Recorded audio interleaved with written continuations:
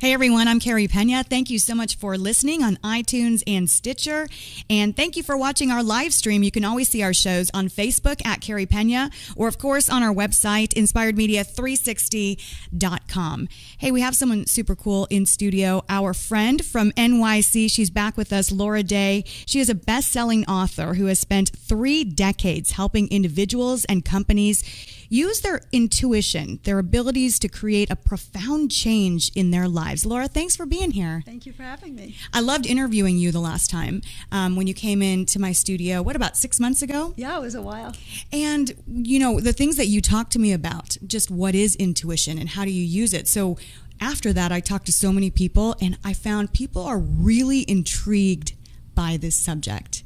And you are out here now to give a seminar. Tell us about it. So one of the things I love about intuition, and intuition is a direct knowing. So where you just have a question and you have a direct knowing of the information you need. And one of the things I love about it is that it's something everybody can do. So not only does it give you new information about things you want to know about, but it helps you filter through the myriad of information that we already have. Because there is so much information out there. And a lot of it's wrong.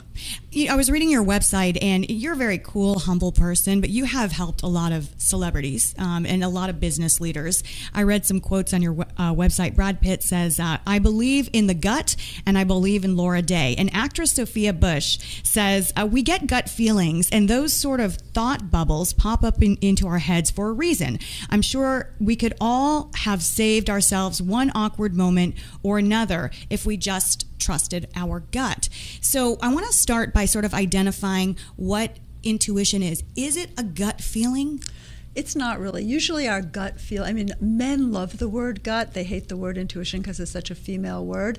But gut feelings are usually our patterned responses or our instinctual responses, which are often not correct. They're not data-based. They're just feelings. Mm-hmm. Intuition is really, there's a process for getting correct information, and intuition really is a detached state of knowing what it is you're trying to create or what your question is, and then being able to have your attention mobile enough to find and recognize the correct information when it comes. So today we're focusing on how people can use intuitive information and focus their energies in ways that will benefit them, that will make their life better. Where do we start? Well, the first place to start is to really know your questions. I think that people are getting information all the time. You're getting intuitions all the time, but it's overwhelming because you can't apply them to anything. So the first thing to do is to figure out your targets, we call them, your questions. What is it you want more information about? Or what are your goals? What is it that you're trying to achieve? We tend to think in our fears and our doubts instead of thinking in a way that we create something by thinking in our goals. You have had these abilities from a very early age, and it really helped direct your life course. Talk a little bit for the listeners and viewers about how you came to this place, how you've used your intuition, and it's carved out an amazing life for you. You're an author, you speak all over, and you share this gift with so many thousands of people. You're so nice. I really, when I was younger, didn't realize that my brain was a little different than everybody else's, because when you're young, you think everybody's just like you are. When I was in my early 20s, so in the early 80s, I saw a TV show, and what I call synchronicity. I saw a TV show about the extended capacities of the human brain and studies that were being done. So I called this place up and I said, I can do what you're talking about. So I became a test subject for studies on learning about what the human mind could do. One was televised, so I had this instant following for something I didn't have a name for. So in terms of professionally, I was put into a profession that I never expected to be in. I always expected to be a writer, which I am as well. In terms of my own life, one of the wonderful things intuition has done for me is, even though my patterns have gotten me into a lot of trouble and crazy relationships and odd turns, my intuition always makes sure, as my father says, I land on my feet. Mm-hmm. And that's what intuition does. Everyone has a subconscious. Nothing will keep you from making mistakes. But what intuition does is it allows you to make fewer mistakes, and when you are compelled to make mistakes because of your patterns, it shows you how to be resilient, how to do something better with what you have. How do you, though, teach people to have confidence in themselves?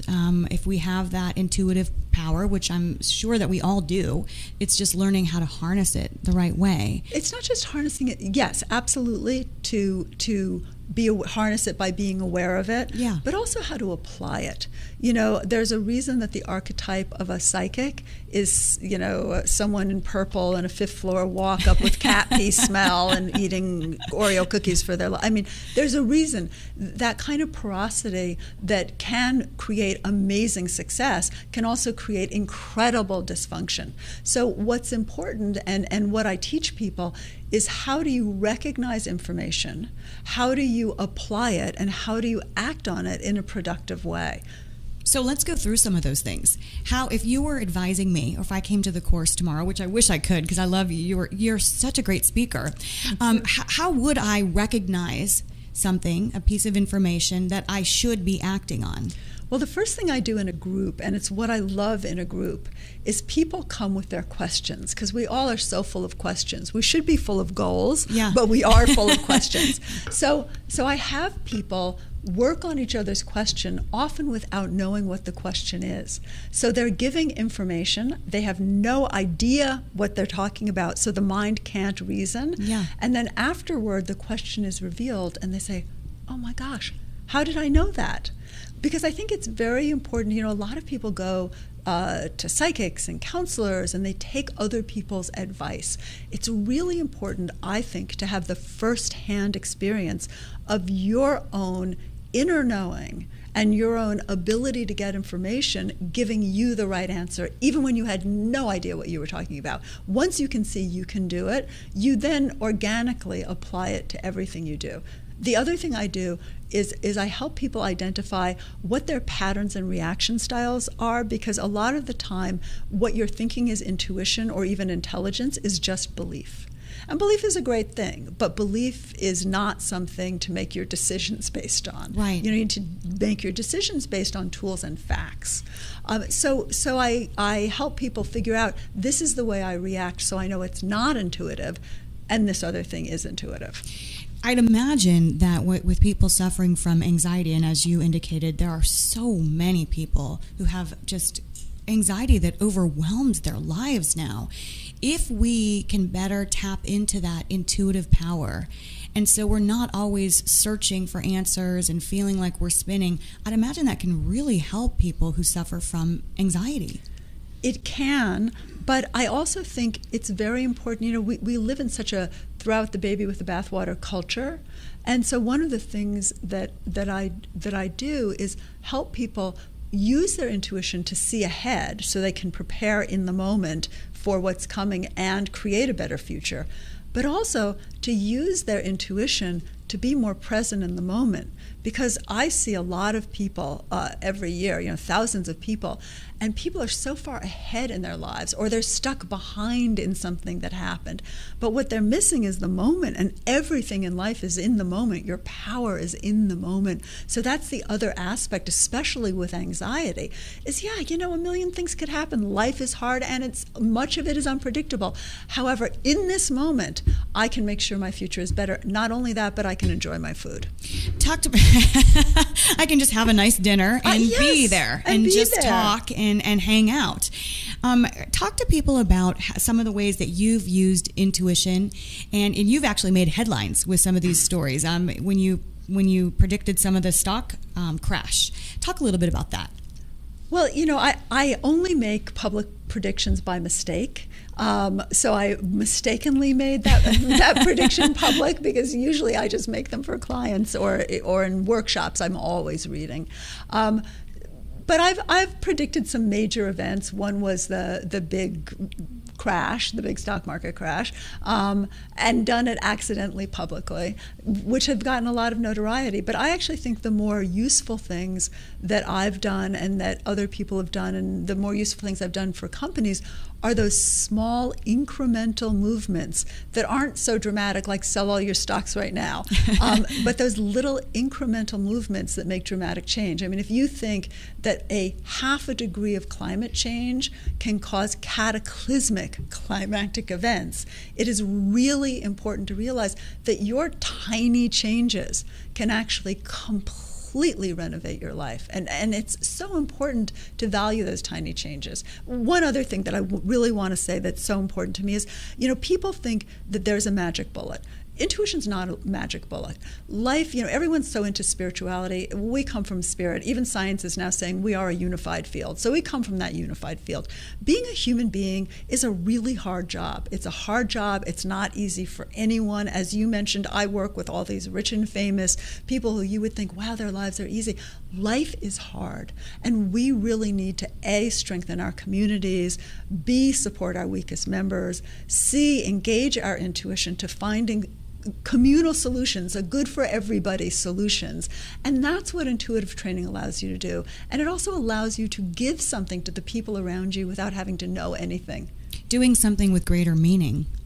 I love that. And greater effectiveness, because when you're effective, life is so much more joyful. We waste a lot of time and energy and money and all kinds of resources, whereas intuition can show you the shortest distance between 2 points, which does the least damage. But there is no such thing as click your heels 3 times and you're in Kansas. It doesn't make life not work. It just makes your work have value and meaning.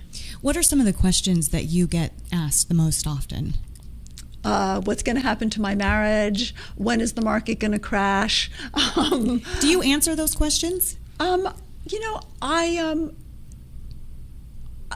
It depends on the person. I mean, one of the things, when I have a client, my clients are mostly companies, and so they really ask things about their business. How do we market this component? Are there going to be competitors? What's the best month to market it? Blah, blah, blah, blah, blah. Mm-hmm. Are there going to be patent problems? Things like that. Mm-hmm. But for people, I tend to say, is this useful and is this actionable? So, if a rock is going to fall on me on 30 seconds and destroy me and I don't have time to move out of the way, I'd rather not know, and I'd rather not tell somebody else.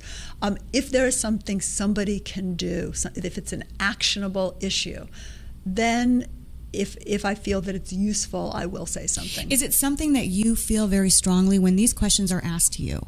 And then I'm just curious how the process works. I get a sense immediately, and then my sense takes me to senses. And that's one of the things I'm teaching. How do you, when you have a target, a question, or a goal, how do you follow your attention and bring all that information in a way that it's actionable, in a way that it makes a real difference in your life, in other people's lives, and in your community? What has been the most fulfilling part of all of this for you, your journey? I think actually, for me, working with the homeless, working with the chronically ill, working with the people at the end of their lives, where you really have the privilege of being part of a meaningful transition and teaching. I love teaching. I love when everyone becomes about an hour into a workshop when everyone is just as weird as I am. You're like a weirdly cool, though. I love it so much. But I think those workshops are so awesome because it's people who are just wanting to think. They want to think and they want to improve themselves, really, and are looking for tools, like you said, hopefully actionable tools that they can use. And that they can use for others, because I love the way people can add this to doctors, can add this to be better diagnosticians, therapists can add this to help facilitate a client more, business people can add it to make better choices and to better support their employees. Like it is in a sense an idiot's gift in that all you have to do is give your intuition a target and it gives you the information. So it's something that we can do in community. I always like to say to people, the person sitting next to you who you put in the nobody classification could have all your answers. Oh yeah, you always have to talk to people.